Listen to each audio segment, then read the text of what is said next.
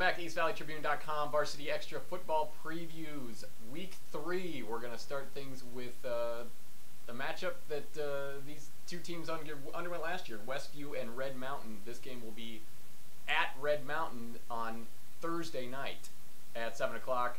Red Mountain handily beat Westview in Week 1. Last year, much different Red Mountain team and a much different Westview team as well. Red Mountain off to an 0-2 start. The caveat there, or the asterisk if you will, being the competition has been pretty good. Pinnacle and then a trip over to a good team in California last week. I think this is the week they're actually going to get off the schneid. I see Red Mountain pulling this one out at home.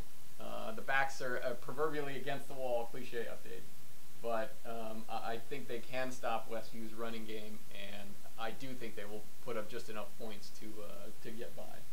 Yeah, Red Mountain's a good team, and they don't want to start 0-3, obviously, especially with the teams in Division 1. You don't want to get stuck at the bottom. You don't want to play Hamilton or Mountain Point in the first round of the playoffs. Last year's game, I was out there. It was kind of interesting.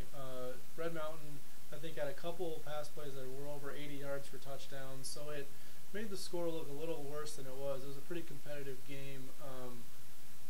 Westview has Cordell Prochi, who's a tough guy to stop for the Red Mountain defense, but the Red Mountain defense has played pretty well.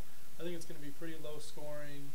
I like Westview to come out on top. I think they have more experience. It should be a close game. I think so too. But I just feel like Westview's defense is really good, and Red Mountain hasn't proven itself running the ball. That's what I kind of worry about. They're not as good as a passing team as last year, and they haven't ran the ball great, so I'm wondering if they can score a lot on Westview. Yeah, there's certainly a lot still to undergo with Red Mountain. You know, they've made a lot of mistakes, especially turnovers and penalties early on. A lot of that can be attributed to a whole new group of guys, and some of it is just inexplicable or just flat-out mental mistakes. I'm going to go 17-13. I'm going to go 17-13 in favor of Red Mountain. 2017 Westview.